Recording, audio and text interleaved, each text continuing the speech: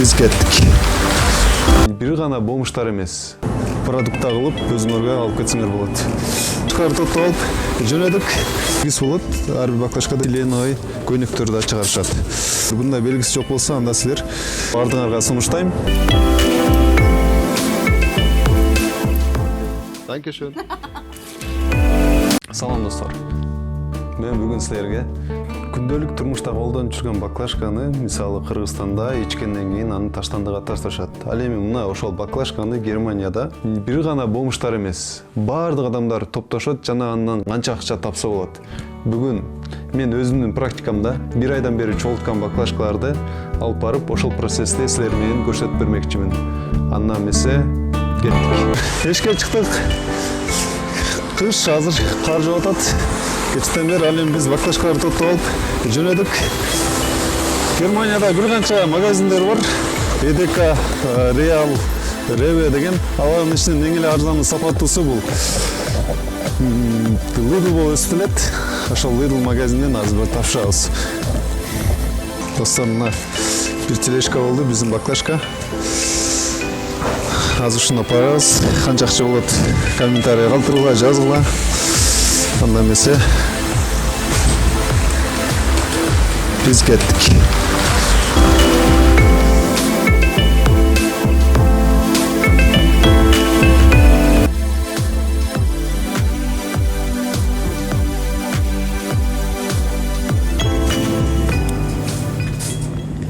Очередьте турабыз достор.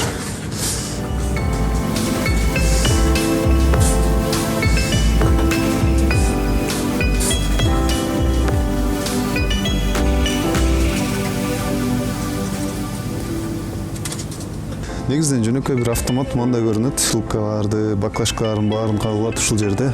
Мындай. А бул жакта кааласыңар баклажканы тапшыргандан кийин чек берет. Чек берилгенде ал жерде чекти алып турган акчага алмаштырып алсаңар болот. Ал эми шпенде деп турат, пожертвование. Башкача айтканда, кайрымдуулук иштерине жумшансаңар болот, достор. Мындай бир белгиси болот. Ар бир баклажкада эгер мындай белгиси жок болсо, анда силер тапшыра албайсыңар. Ушул тарабы менен азыр ташташ керек. Анда биз баштайбыз. Кеттик. Көрөбүз.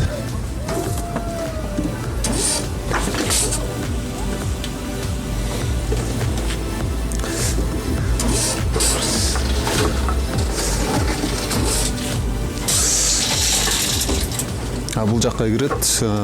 Негизинен немистер буларды мен билген маалыматым боюнча майдалайт дагы, андан жип чыгаргандары дагы бар. Жана полиэтиленовый көйнөктөрдү да чыгарышат.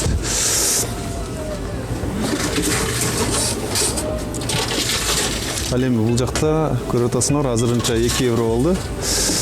Акчасы ушул жактан көрүнүп турат.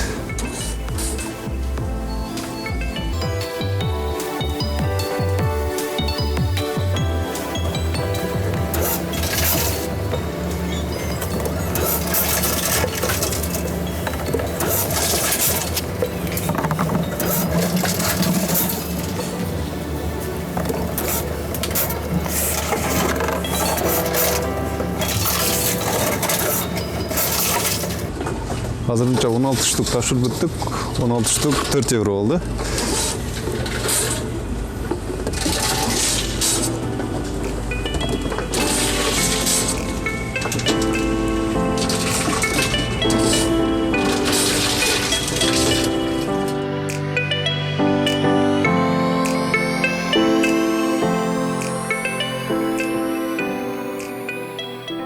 Баклажкаларда мисалы этикеткасы да жок болот.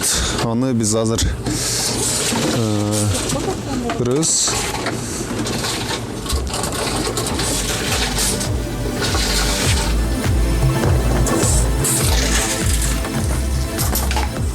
Мисалы мындай баклажкаларды көрөбүз.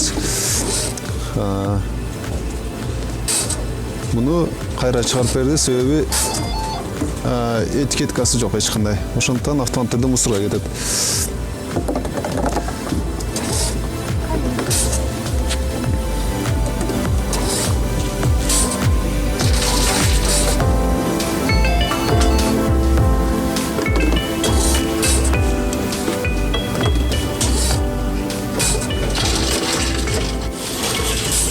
57 баклажка.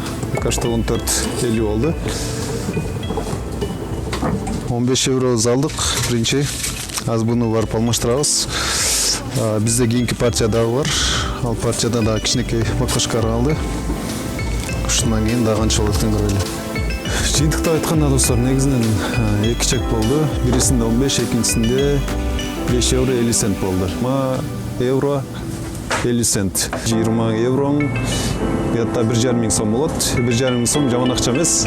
Жөн гана баклажка топтоп 1,5 миң сом табуу жана аны пайдалануу баардыгыңарга сунуштайм. Достор, ушул чекке чыгарганда кээ бир кааласаңар акчаны накталай алып алсаңар болот, же болбосо продукта кылып өзүңөргө алып кетсеңер болот. Суусундуктарда негизинен ар кандай баклажкалар болот. Кээ бир баклажкаларда андай фант деген белги да болбойт. Андыктан ошого да көңүл буруш керек. Маани бере турган нерсе мындай белги болуш керек. Өзүңөр көргөндөй бул жерде 25 цент деп жазылып турат. Андан сырткары бир канча фанта, кола, пепси бар суусундуктарда болот. Ал эми кээ бирки суусундуктарда ал болбойт. Андай белги болбойт, бирок арзан сатылат. Баклажка топтоп евро табуу тапкыла. Силер дагы Германияга келсеңер, бизге дагы Кыргызстанда да жакын арада ошо окшогон нерселер пайда болуп калат деп ишенебиз. Видео жакса, достор, каналга жазылгыла, комментарий калтыргыла, лайктан баскыла, видеону бөлүшкүлө, кийинки видеодон көрүшкөнчө саламатта тургула.